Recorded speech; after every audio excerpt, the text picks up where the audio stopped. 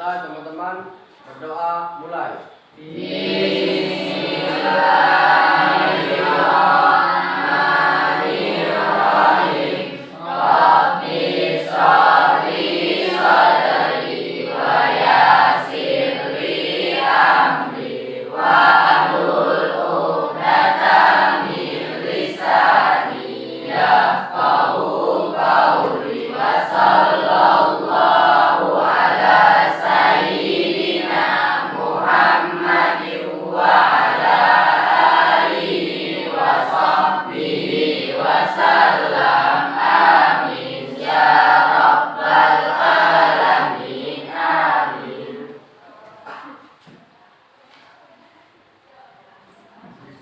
Berdoa selesai.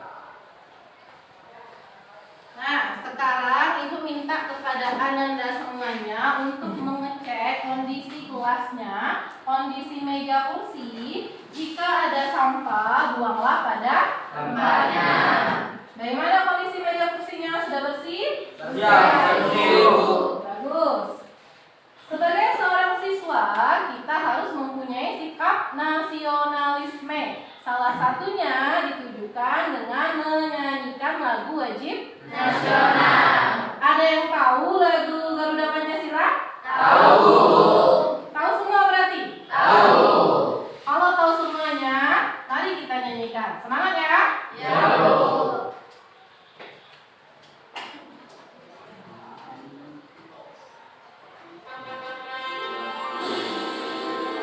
Keluarkan suara mertunya, anak ibu.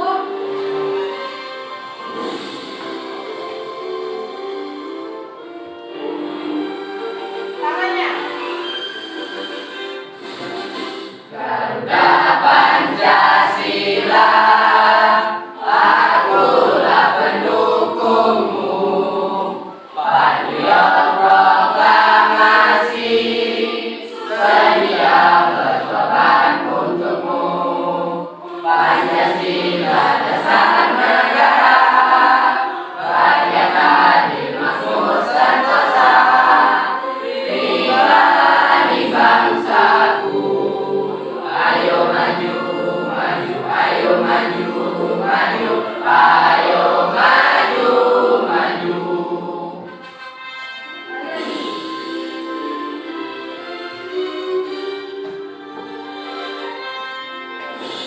Keluarkan suara mertunya ya.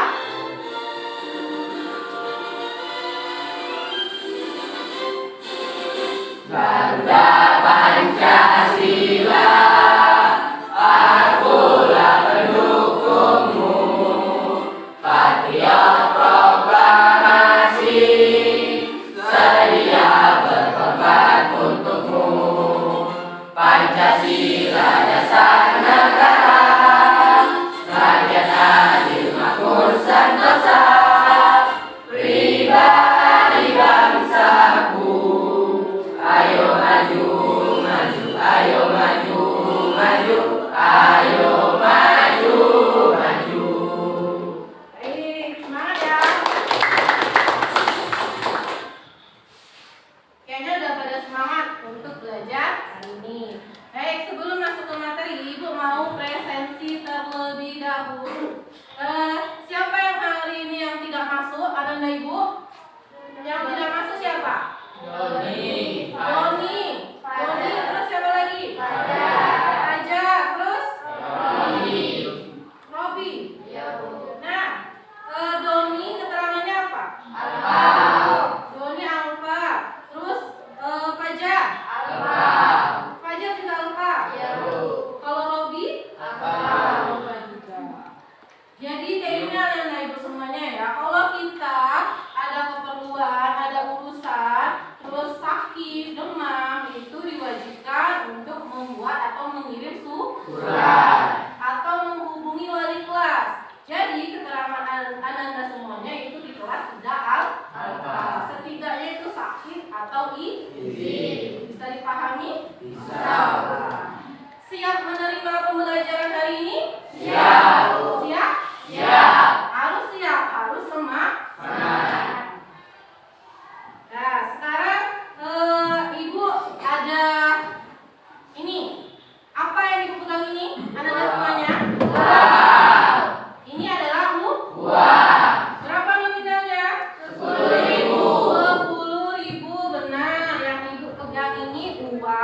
kertas uang rupiah dengan nominal 10.000. Ada yang tahu siapa yang mencetak uang rupiah? Ada yang tahu? Tahu semuanya? Nah, yang tunjuk tangan yang agak semangat, coba Zidan. Yang mencetak uang rupiah siapa, Zidan? Bank Indonesia. Bank Indonesia. Benar ya, Nak ya?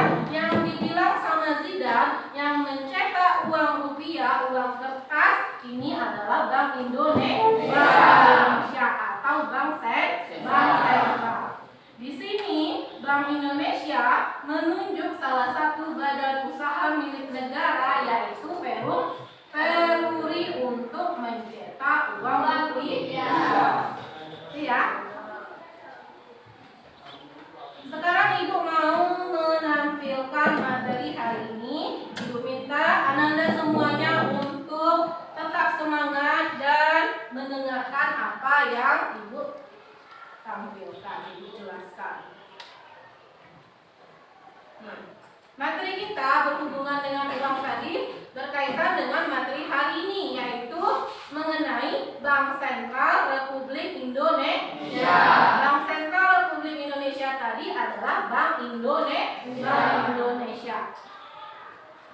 Tujuan pembelajaran hari ini, setelah mengikuti kegiatan pembelajaran, diharapkan Anda semuanya mampu: 1. Menjelaskan pengertian, tujuan, dan fungsi Bank Sentral Republik Indonesia.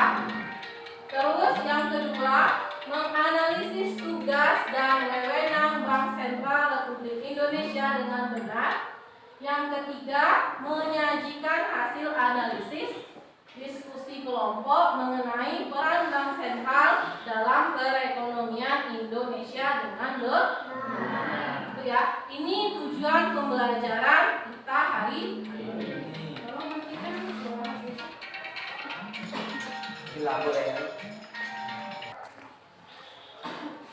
Baik, di sini Ibu akan menayangkan video materi berhubungan dengan Bank Sentral. Anda semuanya diminta untuk menyimak, memahami dari video yang akan Ibu tayangkan. Negara hayawan sedang dilanda krisis moneter. Banyak berpanik karena masyarakat mengalami uang mereka dalam jumlah besar secara bersamaan. Pusing, saya lihat-lihat ekonomi kita semakin hari semakin buruk. Bagaimana kondisi terkini di lapangan? Betul Pak, nilai tukar mata uang negara kita semakin melemah. Defisit anggaran kita semakin membesar Pak, karena impor kita meningkat. Mudah-mudahan masyarakat tidak Disimak ya Nak ya video materinya. berbondong-bondong mengambil uang dari bank dan dari ATM. Lalu bagaimana langkah yang bisa kita tempuh? Kalau kondisinya seperti ini, saya nggak jadi BPO.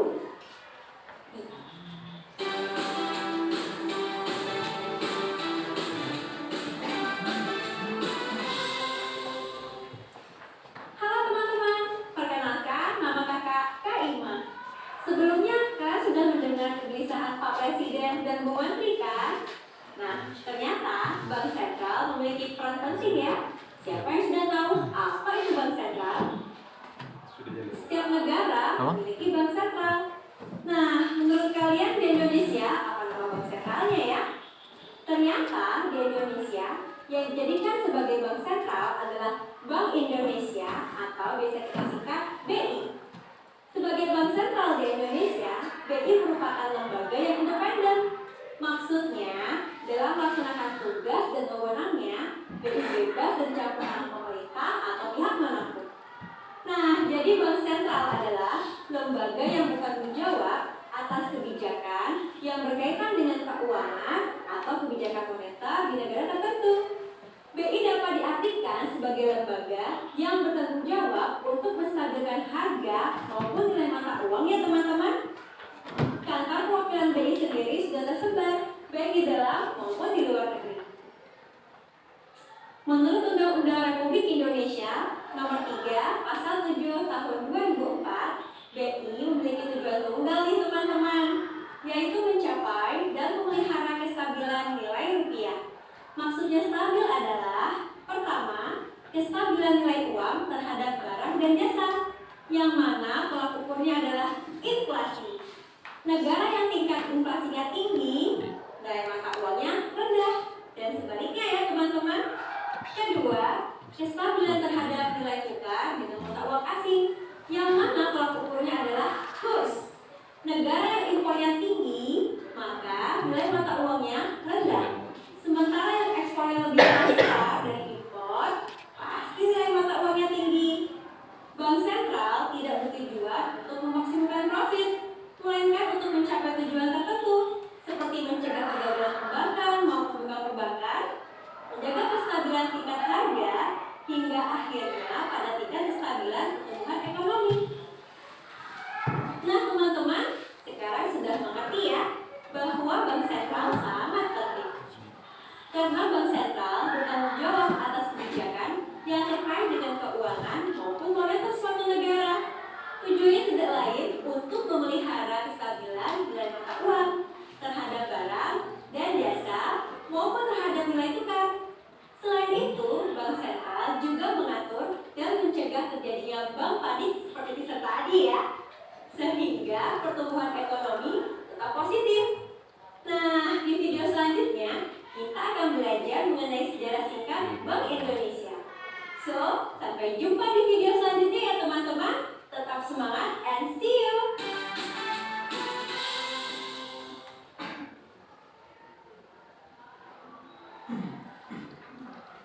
Nah, gimana anak-anak ibu? Sudah bisa dipahami? Sudah. Ibu Bank Sentral? Sekarang ibu tanya, Bank Sentral Republik Indonesia itu siapa ya? Bank Indonesia. Dari video tadi sebelumnya ada yang bisa menyampaikan isi dari video tadi? Anak-anak ibu? Saya Bu, Nah, baik, coba Elsa. video tersebut menceritakan kegelisahan Pak Presiden dan Menteri Keuangan karena masyarakat berbondong-bondong menarik uang di bank dan ATM. Oh iya, bagus sekali ya Elsa. Jadi video materi tadi menceritakan mengenai kegelisahan dari Pak Presiden kita dan Menteri Keuangan karena di sini masyarakat berbondong-bondong mengambil menarik uang dari bank ataupun dari ATM. Kalau misalnya uang yang beredar di masyarakat itu kategorinya banyak, maka nilai uang itu tidak berarti, membuat harga-harga dari barang itu menjadi naik dan mengakibatkan terjadinya itu inflasi. Bisa dipahami?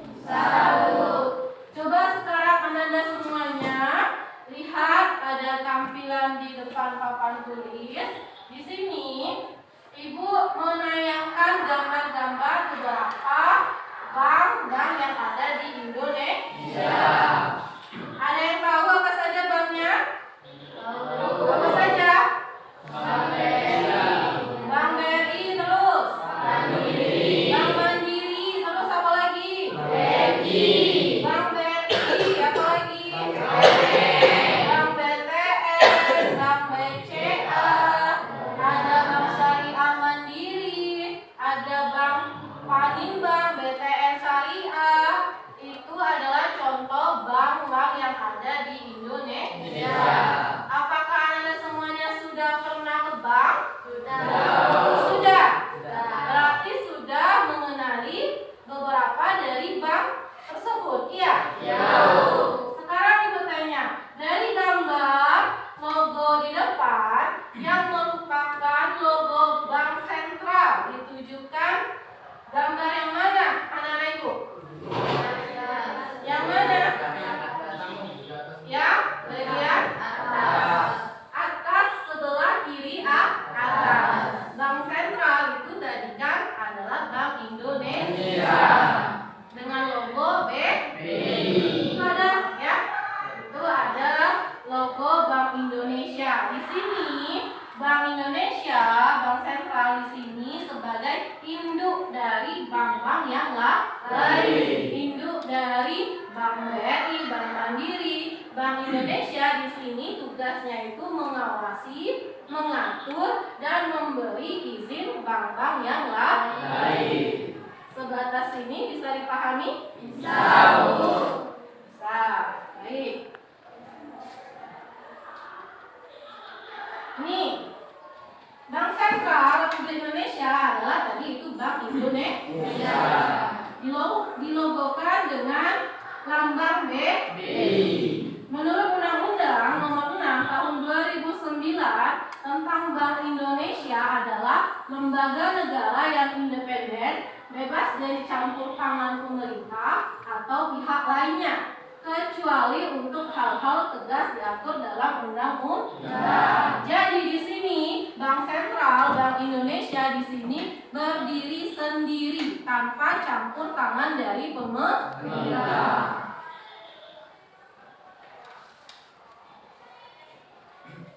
Selanjutnya, tujuan dari Bank Sentral. Tujuan pertama yaitu mencapai dan memelihara kestabilan nilai rupiah. Dalam rangka memelihara kestabilan nilai rupiah mengandung dua aspek. Aspek yang pertama itu adalah benar, yaitu kestabilan nilai mata uang terhadap barang dan jasa. Di sini tolak ukurnya itu adalah inflasi.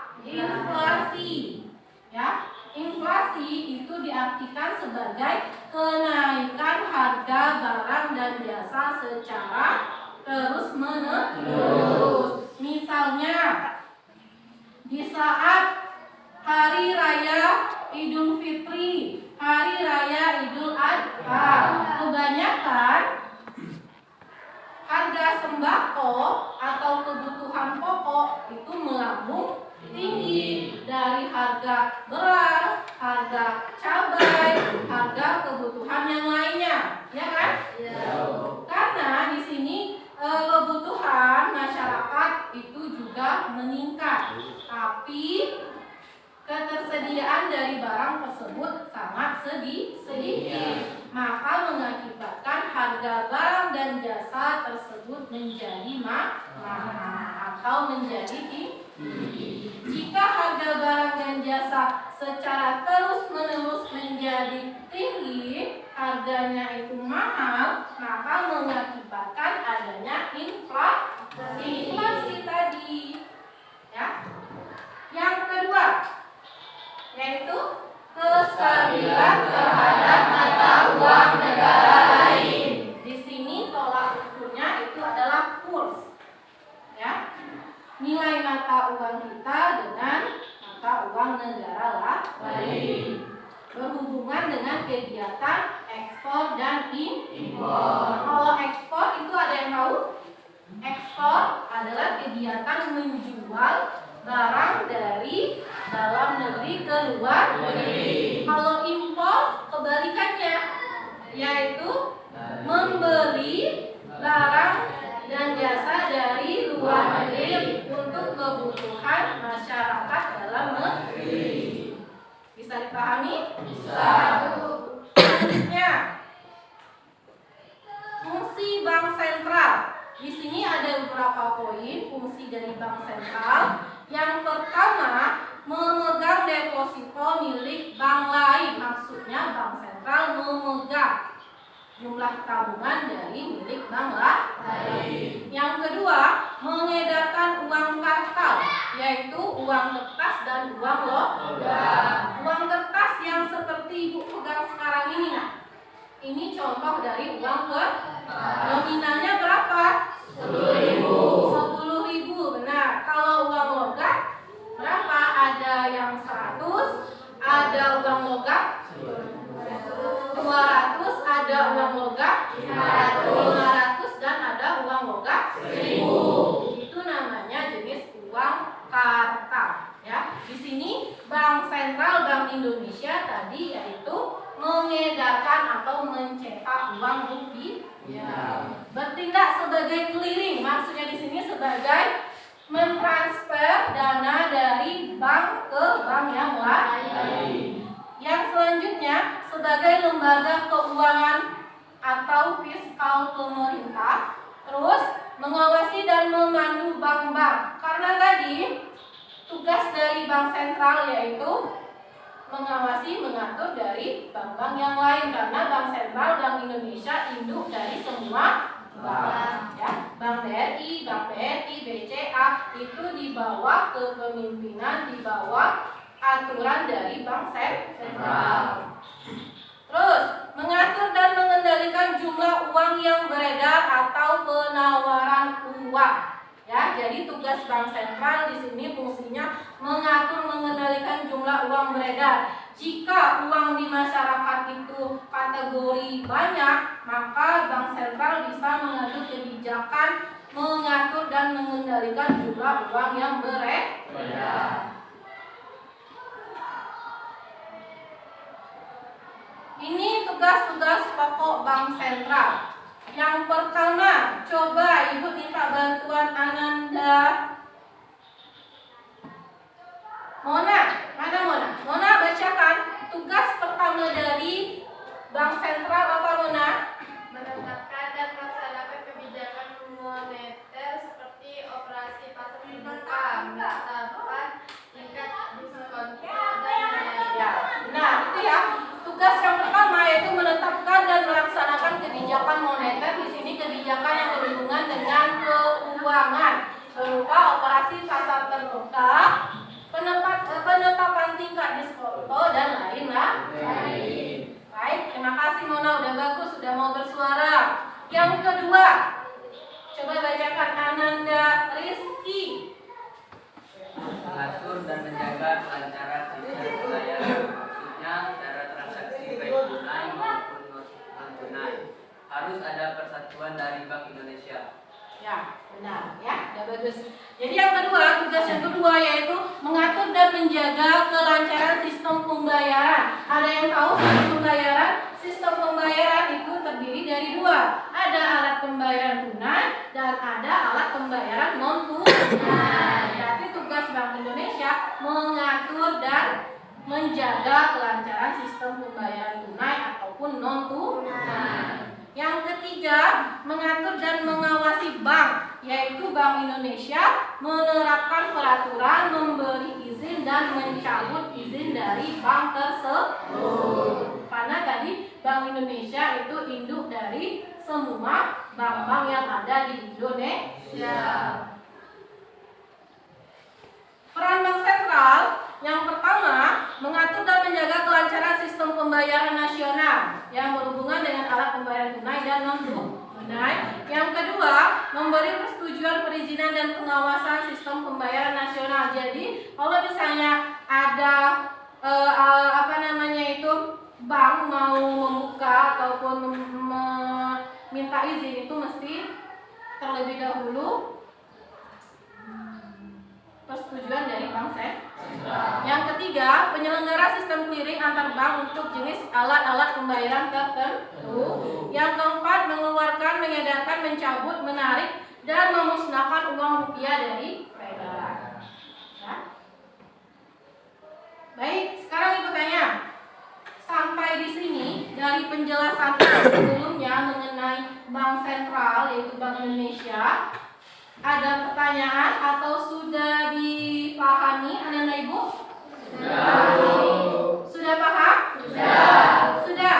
Kalau sudah paham semuanya, di sini Ibu akan membagi Ananda ke dalam beberapa kelompok.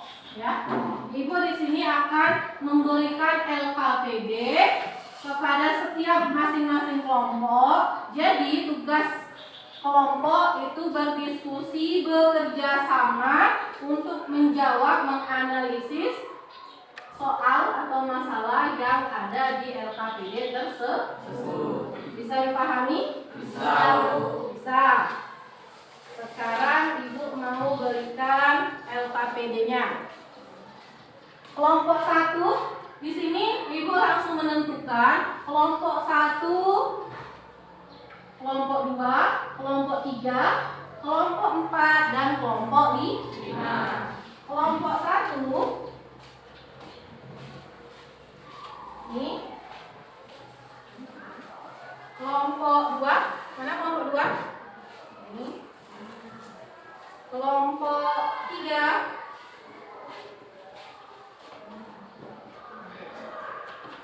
Kelompok 4 mana?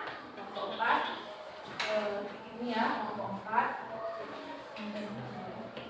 Terus kelompok 5.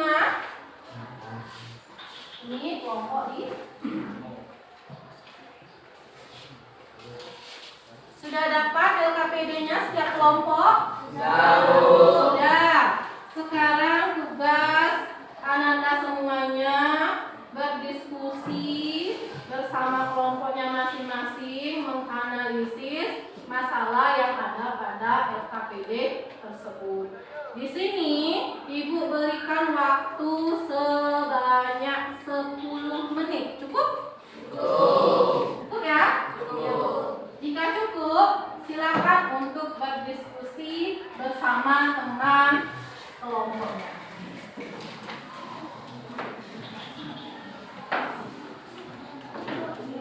Jika ada yang kurang dipahami, bisa ditanyakan sama Ibu ya.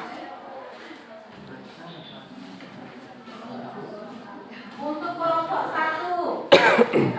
Kelompok 1 di sini kelompoknya dituliskan kelompok berapa, namanya, nama ketua kelompok, terus teman satu kelompoknya. Ya, di sini yang tidak anggota yang lainnya.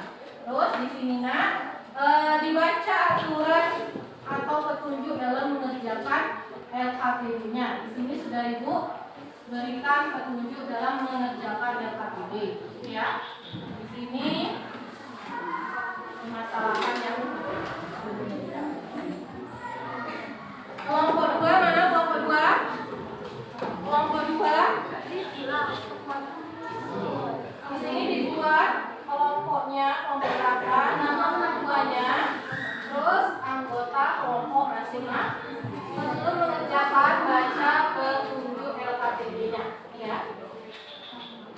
Kelompok 3. Kelompok 3 ini kelompoknya dibuat kelompok 3 nama ketuanya. Nama ketua, terus teman satu.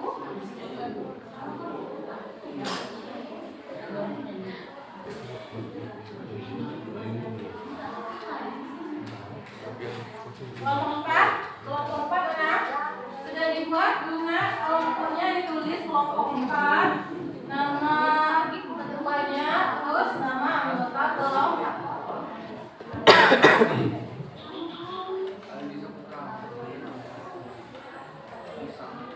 Kelompok 5. Kelompok 5 buat dulu nama kelompoknya, kelompok 5, terus nama ketua sama teman anggota yang lain.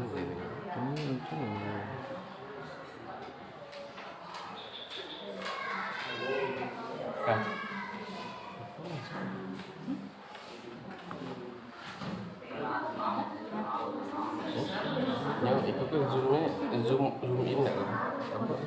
Apa pak?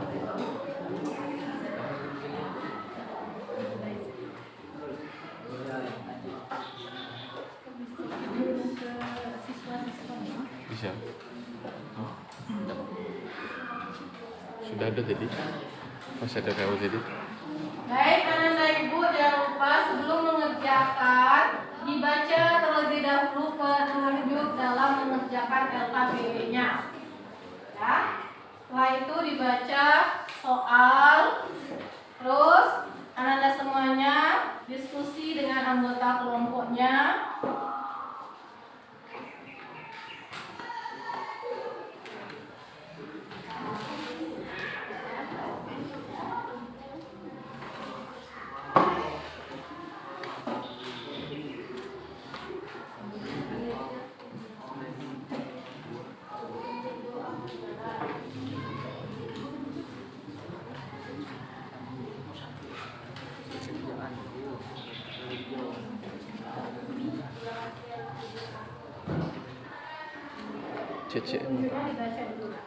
CCM nggak sibuk.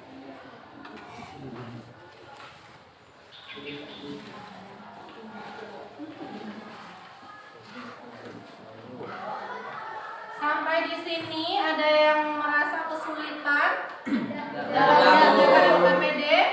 Ada yang kesulitan? Tidak. Bagus, kalau ada kesulitan bisa ditanyakan ke. Di sini Ibu nilai keaktifan kelompoknya, kerjasama kelompok,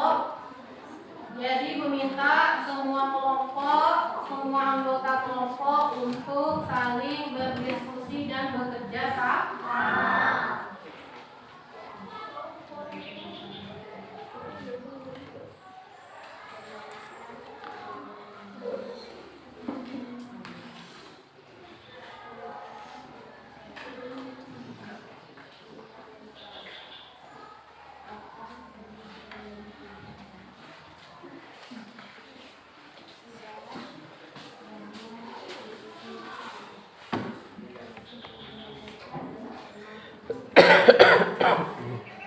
Pak pakai kau ya? Oh Pak. Oh.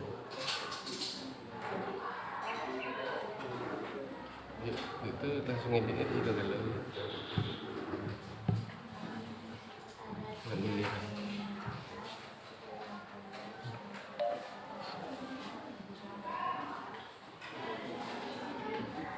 Bagaimana? Sudah? Belum? Ada yang sudah, ada yang belum.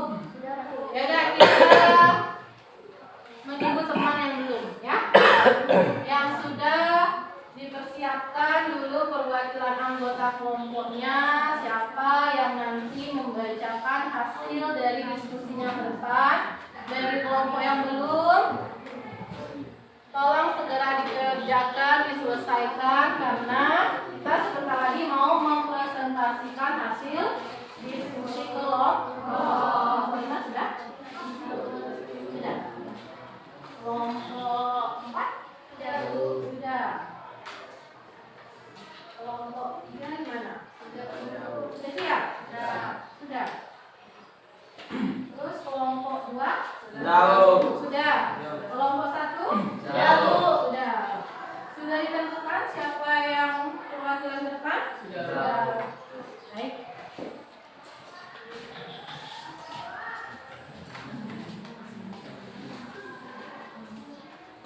Kayaknya semua kelompok sudah siap semua ya, anak-anak ini. Sudah siap semua anggota kelompok yang mau tampil?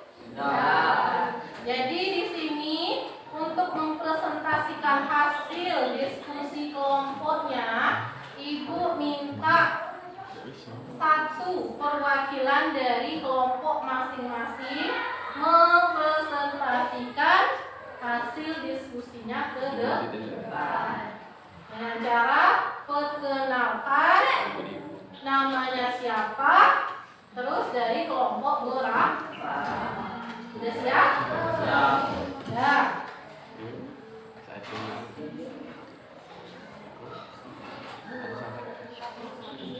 Baik, kepada kelompok 1. Kelompok 1 ini ya tadi ya? Kelompok 1, siapa perwakilan dari kelompoknya? Ananda Rizky. Siap ke depan? Silakan. Ayo Ananda Rizky, bacakan hasil dari presentasi, hasil dari diskusi kelompok Ananda. Perkenalkan dirinya, namanya siapa, dan dari kelompok berapa.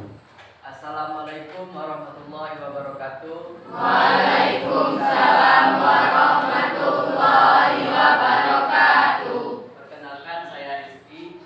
Saya perwakilan dari kelompok 1 ingin mempresentasikan hasil kelompok kami. Faktor-faktor yang menyebabkan sembako melambung tinggi diantaranya adalah 1. Cuaca. Kenaikan harga cabai seiring diakibatkannya oleh faktor cuaca. Terlebih saat ini, Indonesia memasuki musim bulan tingginya harga cabai menjadi masalah setiap tahun, terutama di bulan November hingga Januari. Selain cuaca, masih sedikit petani yang paham budidaya tanaman cabai. Hal ini mengakibatkan produksi cabai tidak maksimal. 2. Harga CPO dunia yang naik. Menyebabkan kenaikan harga minyak goreng disebabkan dengan meningkatnya harga minyak kelapa sawit dunia atau CPO yang diketahui Indonesia merupakan negara penghasil sawit terbesar di dunia. Namun ketika terjadi kenaikan harga CPO, maka harga di Indonesia juga terdampak. 3. Harga pakan jagung yang naik. Harga komoditor yang juga mengalami kenaikan adalah telur. Penyebab kenaikannya harga telur adalah kenaikan harga pakan jagung. Hal ini menyebabkan telur ayam yang berada di persalahan berada di pasaran masih beradaptasi dengan kondisi harga pakan jagung yang tinggi. Selain itu, permintaan juga mengalami peningkatan. Sekian itu saja hasil diskusi dari kelompok 1. Apabila ada salah kata, saya mohon maaf. Wassalamualaikum warahmatullahi wabarakatuh. Waalaikumsalam warahmatullahi wabarakatuh. Kasih aplaus ya untuk kelompok 1 sudah bagus dalam menjawab soal yang pertama. Selanjutnya yaitu kepada perwakilan kelompok 2. Siapa perwakilan kelompok 2? Ana Naisa. Ayo silakan Ana Naisa.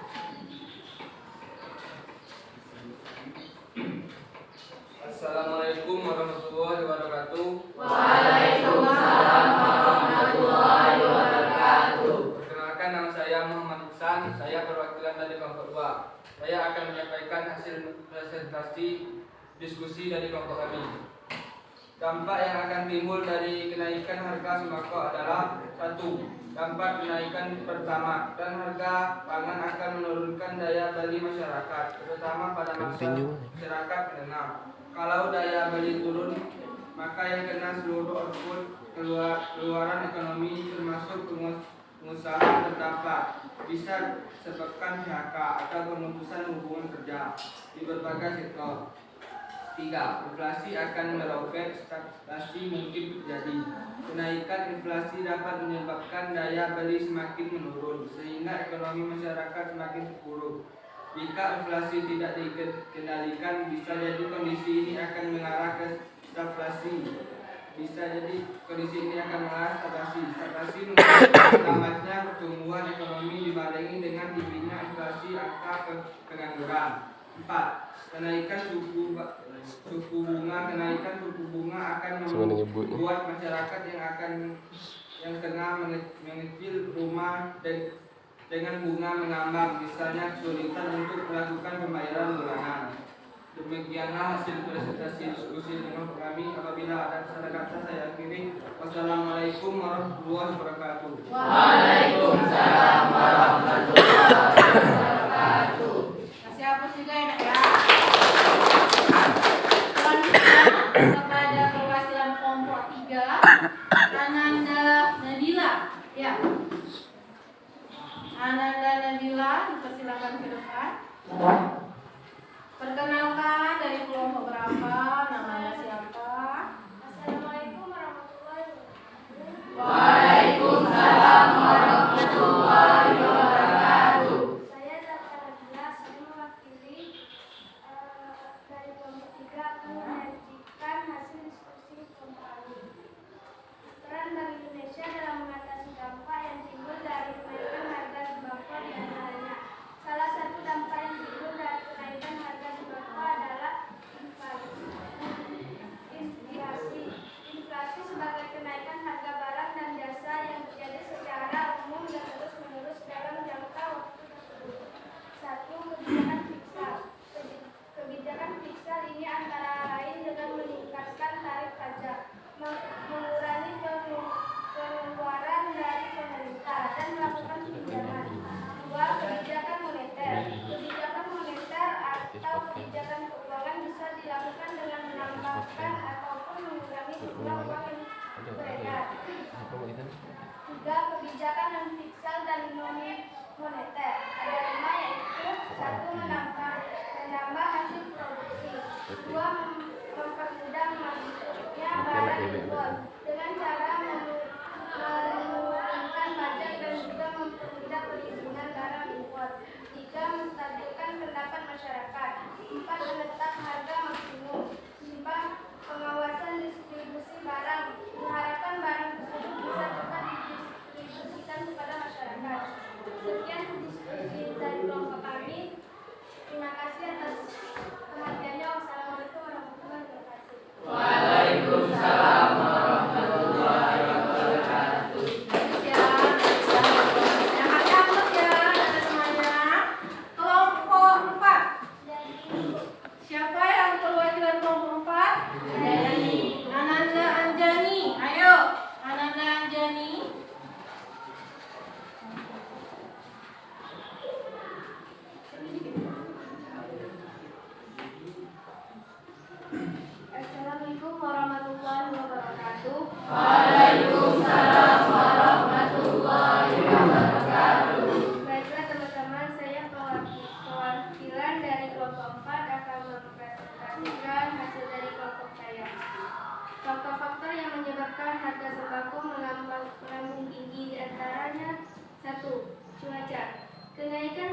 harga sering disebabkan oleh faktor cuaca. Terlebih saat ini, Indonesia memasuki musim hujan. Tingginya harga cabai menjadi masalah setiap tahun, terutama di November hingga Januari. Selain cuaca, masih sedikit petani yang paham budidaya tanaman cabai. Hal ini mengakibatkan produksi cabai tidak maksimal. 2. Harga CPO. Palm oil dunia yang naik. Penyebab kenaikan harga minyak goreng disebabkan dengan meningkatnya harga minyak kelapa sawit dunia atau palm oil. Indonesia merupakan negara penghasil sawit terbesar di dunia. Namun, ketika terjadi kenaikan harga CPO, maka harga di Indonesia juga terdampak. 3. Harga pakan jagung yang naik. Harga komoditas yang juga mengalami kenaikan adalah telur.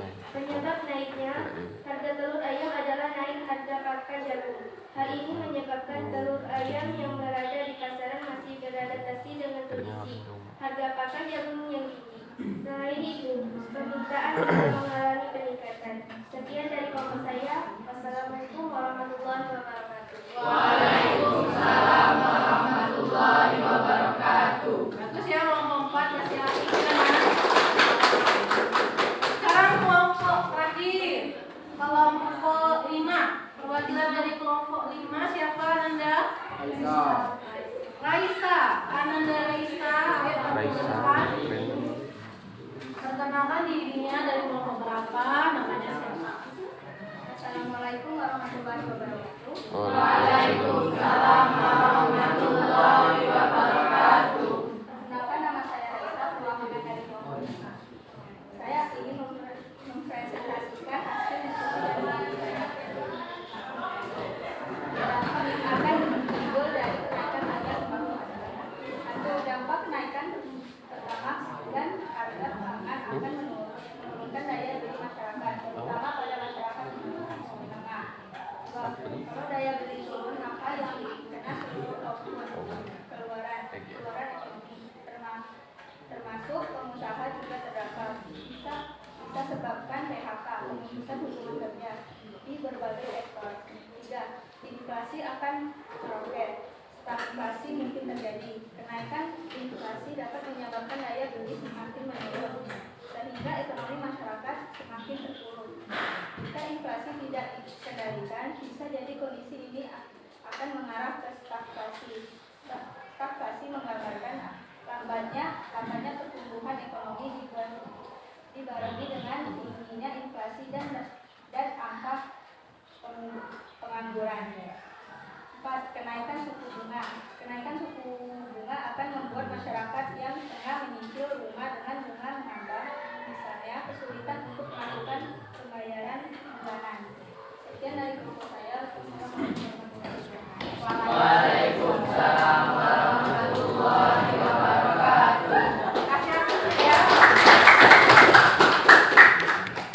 Baik, semua kelompok sudah tampil mempresentasikan hasil diskusinya. Sekarang coba kita sama-sama untuk menjawab masalah di LKPD tersebut berhubungan dengan kondisi harga sembako yang menggila tinggi ya.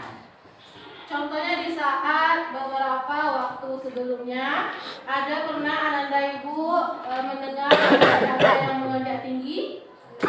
Nah, harga cabai kemarin yaitu kisaran harganya yaitu per kilonya itu 100.000 sampai 150.000. Terus ada lagi kenaikan harga telur. Ya kan, telur ayam rata-rata itu satu butirnya itu berharga 2.000. Terus kenaikan beras, ya, kenaikan beras dan kenaikan harga BBM. Kenaikan harga BBM membuat semua harga sembako, kebutuhan pokok itu melambung tinggi, ya. Jadi penyebabnya itu tadi apa nak? Sudah dibacakan sama-sama. Pertama yaitu karena dilihat dari faktor cuaca. Ya, seperti apa? Seperti di saat harga cabai menaik itu karena kondisi cuaca Indonesia itu musimnya itu penghujan dari bulan November sampai dengan bulan Januari, sehingga panen cabai yang dihasilkan itu tidak maksimal dan membuat harga cabai tersebut menjadi naik, sedangkan kebutuhan masyarakat akan cabai itu terus-terusan meningkat. Yang kedua, kondisi minyak sayur kemarin naik kan? Dan sempat pernah langka karena ketersediaan minyak sayur itu sedikit, tetapi kebutuhan akan minyak sayur itu yang meningkat, ya, menyebabkan minyak sayur menjadi langka dan menjadi harganya tinggi. Salah satunya disebabkan karena apa tadi? Karena bukan cuaca, karena faktor dari minyak kelapa sawit dunia yang naik. Ya. Terus selanjutnya penyebabnya harga barang lain seperti harga telur padi, telur ayam tadi naik dikarenakan harga pakan itu melambung tinggi. Jadi kalau harga pakan ternak ayam tinggi, otomatis harga telur yang dijual itu juga naik. Itu ya, bisa dipahami? Bisa. Sebatas ini dari penjelasan Ibu sebelumnya, dan Ananda semuanya sudah berdiskusi kelompok menyelesaikan LKPD yang sudah Ibu berikan. Ada yang belum memahami, ada yang kurang paham. Ananda Ibu? Ya. Untuk materi hari ini? Ada yang belum paham? Sudah paham? Sudah. Jika Ananda semuanya sudah paham,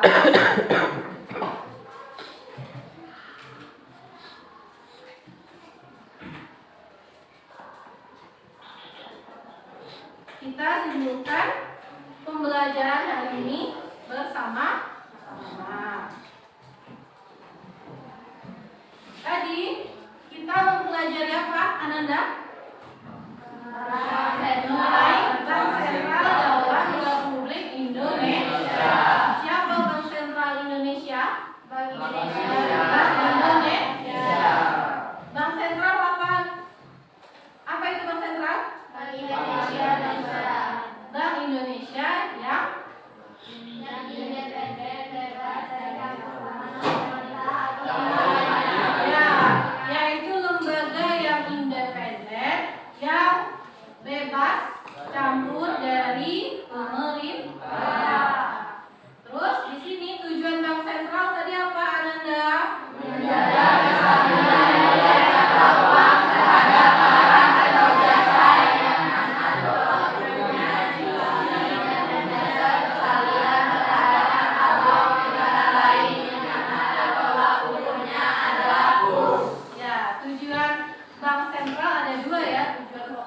yang pertama itu menjaga kestabilan nilai mata uang terhadap barang dan jasa. Yang mana tolak ukurnya itu adalah inflasi. Yang kedua menjaga kestabilan nilai mata uang terhadap negara lain atau mata uang negara lain. Yang mana tolak ukurnya itu adalah kurs. Ya.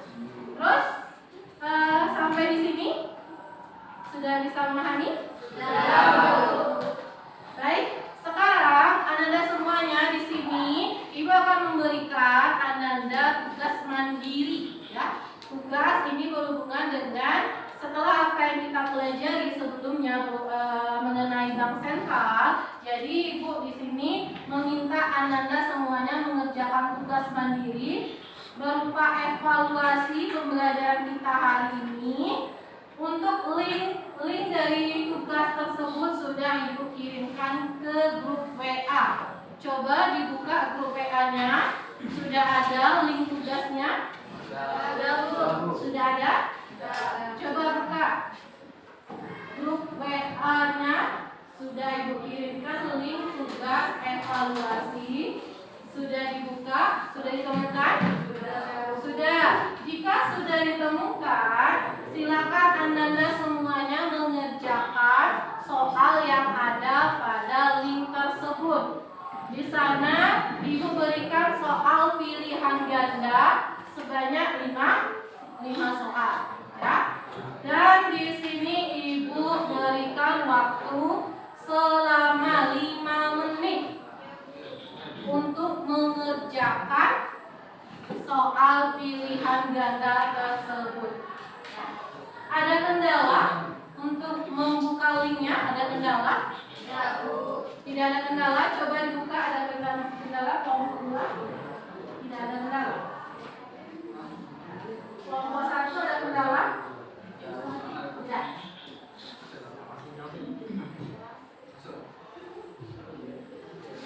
Ya. Kelompok 3 ada kendala membuka link soalnya? Tidak. Kelompok 4? Tidak ada kendala? Percaya. Kelompok 5 ada kendala?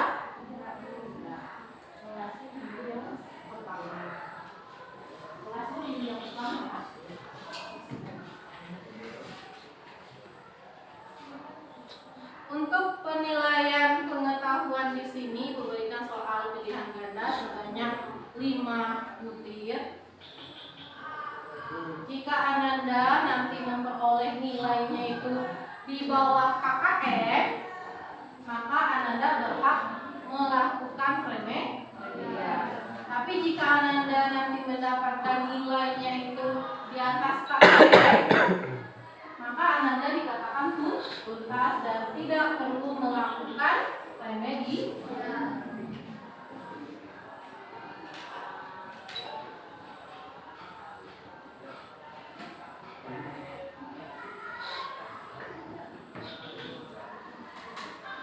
Jika ada kendala atau kesulitan atau pertanyaan, bisa tanyakan ke Ibu dalam menjawab soal pilihan gandanya.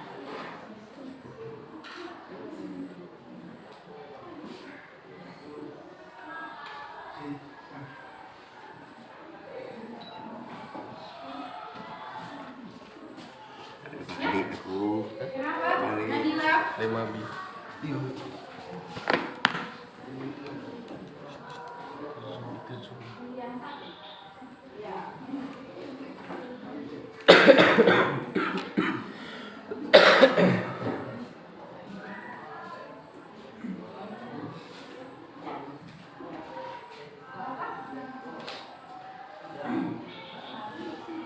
Maksudnya pakai email?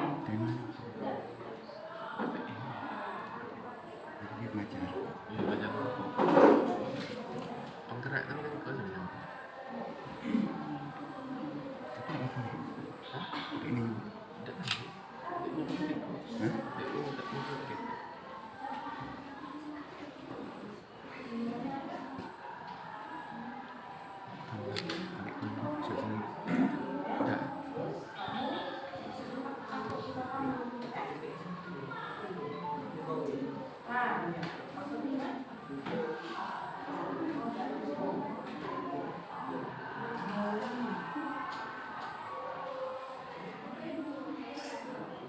Gimana? Anda semuanya sudah siap? Belum. Tolong waktunya dipergunakan dengan sebaik-baiknya. Di sini Ibu memberikan waktu dalam mengerjakan tugas mandirinya sebanyak 5. Jika sudah selesai langsung tunjuk tangan, ya. Ibu cek langsung di drive Ibu.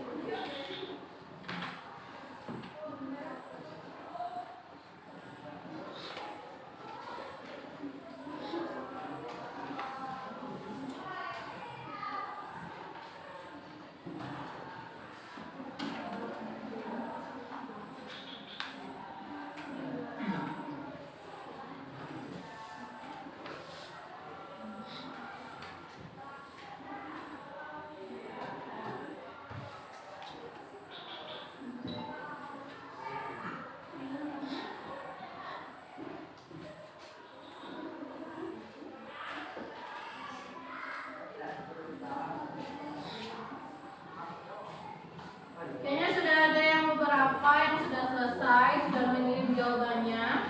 Ada beberapa yang sudah mengirim jawabannya di sini, cek.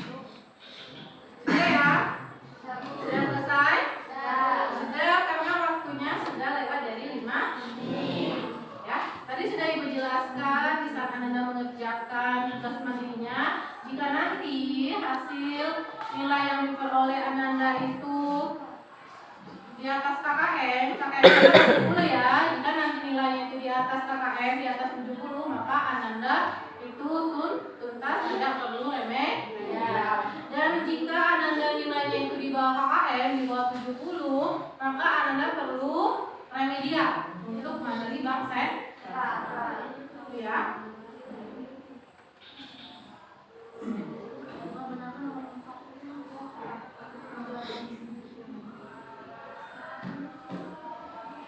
Baik, kayaknya sudah bisa memahami materi kita hari ini. Dan untuk pertemuan kita minggu selanjutnya, pertemuan minggu depan itu kita akan membahas materi mengenai sistem pembayaran. Di sini permintaan Anda semuanya membaca referensi dari buku paket ataupun internet mengenai sistem pembayaran biar untuk pengetahuan Ananda di awal pembelajaran, ya.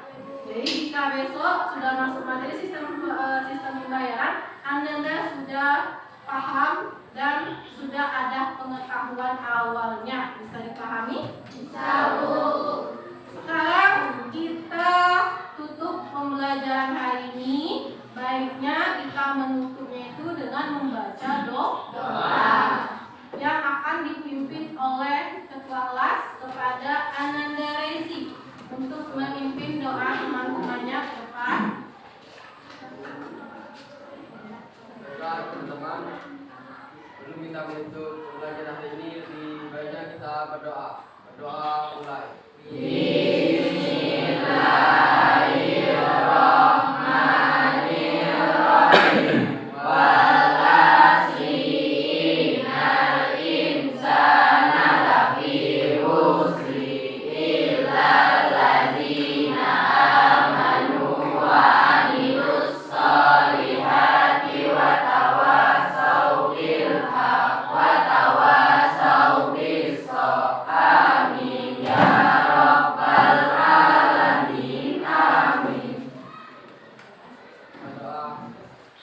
Baik, terima kasih Ananda Rezi sudah membantu Ibu memimpin doa teman-temannya. Baik Ananda, untuk pertemuan hari ini pembelajarannya sangat menarik, sangat luar biasa. Ananda semuanya sangat bersemangat dalam pembelajaran hari ini. Ibu ucapkan terima kasih dan sampai ketemu di pembelajaran selanjutnya. Ibu akhiri, wassalamualaikum warahmatullahi wabarakatuh. Waalaikumsalam warahmatullahi wabarakatuh.